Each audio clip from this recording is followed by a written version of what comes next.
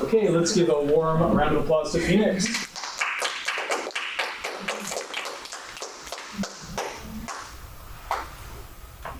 Thanks. All right. The title of the article that I researched is Where Dance and Fashion Collide. And this was an interview by Damien Gillet, who interviewed the Dutch fashion designer Iris van Herpen. And I researched Henri de Toulouse-Lautrec, who was born in 1864 and died in 1901. He was born and he died in France. He was part of two different periods, Art Nouveau and Post-Impressionism. He had 5 different art mediums: painting, printmaking, drawing, and illustration, and he was mostly known for like an atmospheric depiction of the Parisian underground.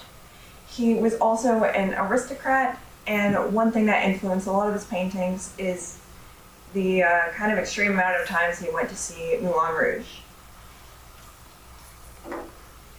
This is my first painting, Seated Dancer in Pink Tights.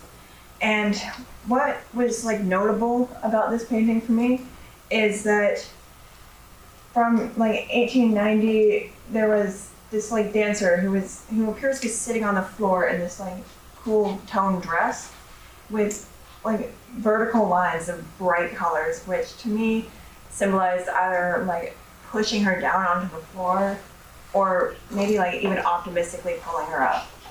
And either way, this dress, its lines are like so free flowing, symbolizing what Van Herpen said about fashion being movement.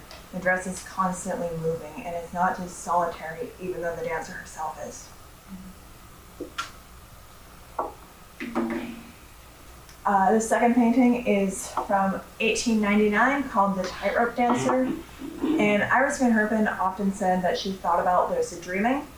And I connected this to this painting because the background is very blurry and it's out of focus, but it's kind of clear to see that it's like in a natural setting with this dancer dancing on what kind of looks like a telephone pole. And there's like a street lamp in the corner, and from that blurriness, it's surreal. Like it's kind of like a dream, which Iris van Herpen said. And it's kind of, or at least I thought it was kind of ethereal, and the fashion comes from both like the natural way of the background plus like the simplicity of the dancer's outfit. And this is Moorish Dance from 1895 with the one figure with bright colors being the one in the center. And everyone else is like, back then it was like modern fashion. For right now, it's like visibly dated. And they all kind of look pretty similar with same hats, same clothes. And the dancer in the center is holding a bird with a tree behind her. And so many of the lines from this like crinkled paper like background are leading right to her. Like your eyes can't really go anywhere but like see exactly what she's doing. And she's very bright, unlike everybody else. And there's some like kind of like random objects in the corner, which I thought were like kind of different parts of that time period. This is a quote from Iris van Herpen, but I don't believe pure originality exists. I think we're all programmed and shaped by our upbringings and by our culture and all of the art that we've seen in our lives. This, like, in conclusion, I guess that the lines in fabric and lines in art are very, very similar, and they all bring together a certain kind of dance. And all of these pieces have very similar focal points. They're all like brighter than the rest of the paintings. And it kind of comes together to produce this like 3D image like magic. And Iris van Herpen, like this quote very much relates not only to like all 3 of the paintings, but especially the Moorish Dance, where if pure originality doesn't exist, then that would explain why nobody is wearing like original outfits and everything is taken from something else.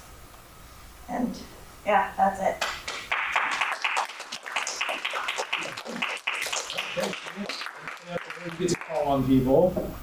I feel like you knew a lot about like every piece, and like you also like you talked about details that like I never would have seen. So like I can tell that you like really like looked at like every like detail. I think you also did a good job like describing all the elements of design. So that was really good. Yeah, and you did a good job of using Van Herpen's discussion about movement and fashion as the gateway into Lautrec. His Toulouse-Lautrec's visual elements, as Mary Kate is pointing out. One question I had was about this painting and your connection to the concept of lucid dreaming. Can you say more about that? What was the connection between this painting and Lautrec's experience with lucid dreaming?